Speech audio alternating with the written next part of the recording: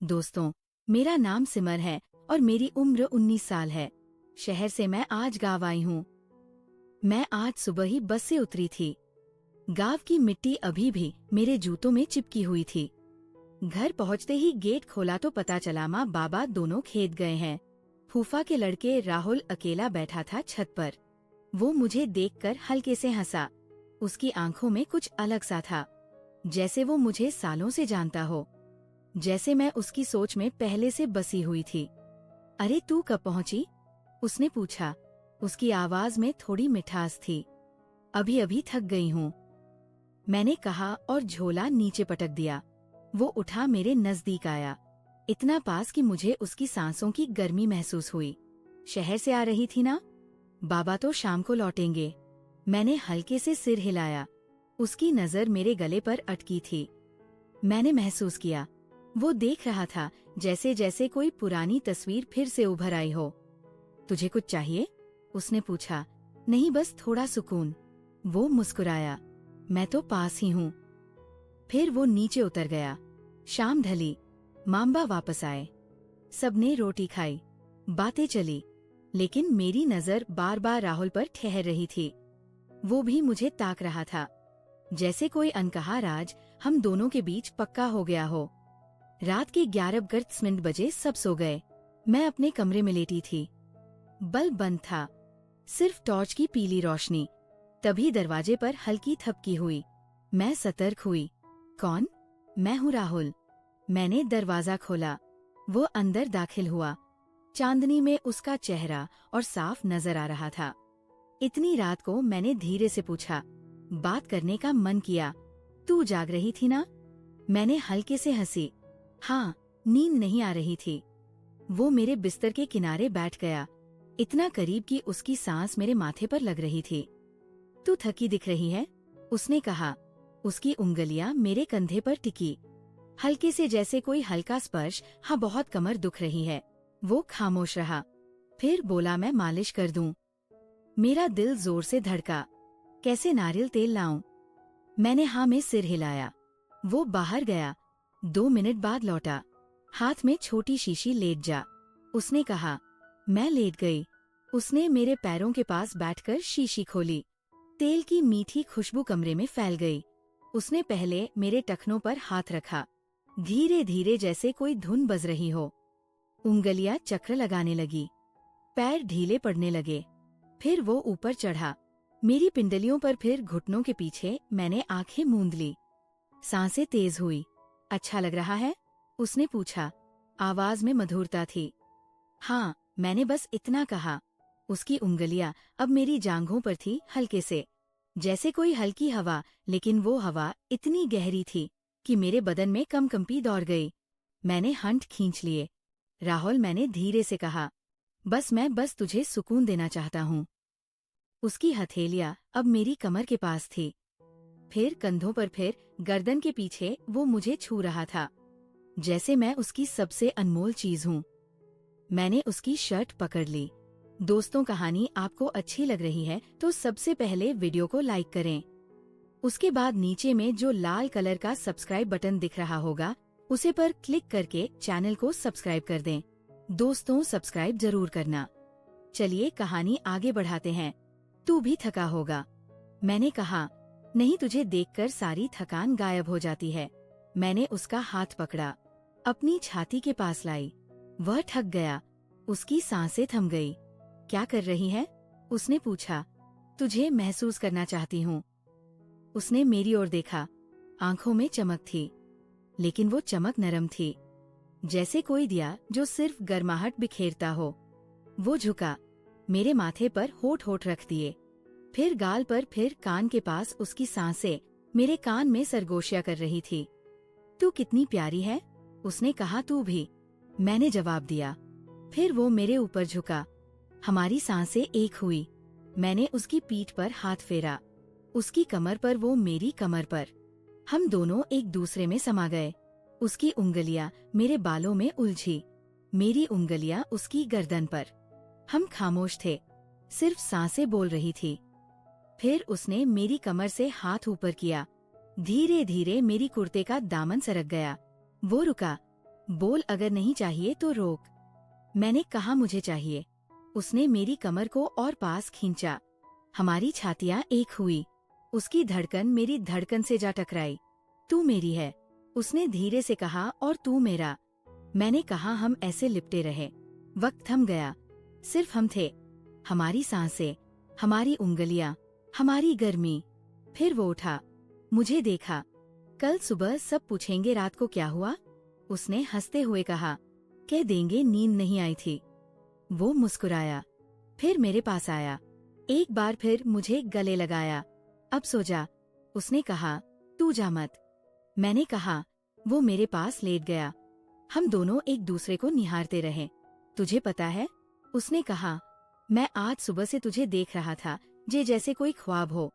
मैं भी तुझे देख रही थी। मैंने कहा, तू मेरे ख्वाबों में था।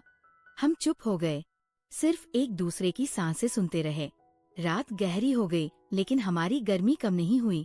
सुबह हुई, वह चुपके से निकल गया। मैंने दरवाजा बंद किया, फिर बिस्तर पर लेटी। उसकी खुशबू अभी भी मेरे तकिए पर थी। मैं मुस्कुराई। ये सिर्फ शुरुआत थी। सुबह की पहली रोशनी खिड़की से झांक रही थी। मैंने आंखें खोली, लेकिन मन अभी भी रात की उन यादों में डूबा था। राहुल की खुशबू मेरे कमरे में बसी थी, जैसे वो अभी भी पास हो। मैं उठी, आईने के सामने खड़ी हुई। मेरे चेहरे पर एक अलग सी चमक थी। वह चमक जो सिर्फ प्यार की पहली छुवन से आती है, लेकिन साथ ही एक डर भी था। घर में सब थे, माँ, बाबा, फूफा, फूफी। राहुल मेरा चचेरा भाई था। क्या ये ठीक था? क्या ये सिर्फ एक रात की बात थी, या इससे आगे कुछ था? मैंने खुद को संवारा। सलवार कमीज पहनी, बाल संवारे और नीचे उतरी। किचन में माँ चाय बना रही थी। अरे बेटी, इतनी जल्दी उठ गई, बस की थकान नहीं उतरी क्या? उन्होंने पूछा। हाँ माँ, नींद अच्छी आई। मैंने झूठ बोला, लेकिन मुस्कान सच्ची थी। तभी राहुल आया। वो ताजा लग रहा था, जैसे कुछ हुआ ही ना हो, लेकिन उसकी आंखों में वही चमक थी। गुड मॉर्निंग, उसने कहा और मेरी तरफ देखा। उसकी नजर में एक राज था जो सिर्फ हम दोनों जानते थे। नाश्ते की चौकी पर सब बैठे। बाबा अखबार देख रहे थे, फूफा कुछ खेती की बात कर रहे थे। राहुल मेरे पास बैठा। उसके घुटने ने हल्के से मेरे घुटने को छुआ। मैंने चौंक कर उसकी तरफ देखा, लेकिन वो सामान्य था। पास कर चीनी, उसने कहा और हाथ बढ़ाया। उसका हाथ मेरे हाथ से लगा और एक झटका सा लगा। मैंने जल्दी नजरें नीचे की। दिन बीतता गया। मैं घर के कामों में जुटी रही, लेकिन हर पल राहुल की याद आती। वो खेत पर चला गया था, फूफा की जमीन संभालता था। छोटा सा खेत गांव में। शाम को वह लौटा, हाथ में कुछ थैले थे। ये तेरे लिए, उसने मुझे आंगन में अकेला पाकर कहा। थैले में फल थे, मेरे पसंदीदा। तुझे याद है? मैंने पूछा। सब याद है, उसने कहा और पास आया। लेकिन तभी माँ की आवाज आई और वो पीछे हट गया। रात हुई, खाने के बाद सब टीवी देख रहे थे। मैं अपने कमरे में चली गई, लेकिन नींद नहीं आ रही थी। मैं छत पर खड़ी थी, चांद को निहार रही थी। तभी पीछे से आवाज आई। सोई नहीं, राहुल था। वो चुपके से आया था। नहीं, तुझे याद कर रही थी, मैंने कहा। वो मुस्कुराया। मैं भी चल थोड़ा टहलाए, उसने सुझाया। घर के पास एक छोटा सा बगीचा था, हम वहाँ चले गए। रात की ठंडी हवा बह रही थी। वो मेरे कंधे पर हाथ रखकर बोला, कल रात वो मैंने कभी नहीं सोचा था कि ऐसा होगा, लेकिन अब लगता है ये पहले से लिखा था। मैंने उसकी तरफ देखा। तू क्या सोचता है हमारे बारे में? हम चचेरे भाई बहन हैं। लोग क्या कहेंगे? लोगों को क्या मतलब? हम दोनों खुश हैं ना? बस यही काफी है, उसने कहा। उसकी बातों में यकीन था। हम घंटों बात करते रहे। बचपन की यादें, जब हम साथ दौड़ते थे, नदी किनारे खेलते थे। वो बताने लगा कैसे वह मुझे हमेशा चाहता था, लेकिन कभी कह नहीं सका। मैंने भी अपनी भावनाएं बताई, कैसे शहर में रहते हुए भी उसकी याद आती थी। वापस कमरे में आकर मैं सो गई, लेकिन अगली सुबह फिर वही दिनचर्या। दिन बीतते गए। हर रात हम चुपके मिलते, कभी बगीचे में, कभी छत पर बातें करते, एक दूसरे को छूते, लेकिन हमेशा होशियारी से। एक दिन शाम को माँ ने कहा, बेटी कल तेरे मामा के घर चलना है, कुछ रिश्तेदार आ रहे हैं। मैंने हामी भरी, लेकिन मन में राहुल की फिक्र थी। अगले दिन हम सब मामा के घर गए। वहाँ फैमिली मिलन था। राहुल भी था। भीड़ में हमारी नजरें मिलती। वो मुझे इशारा करता और मैं हंसती। रात को खाने के बाद सब सोने लगे। मैं गेस्ट रूम में थी। आधी रात को दरवाजा खुला। राहुल था।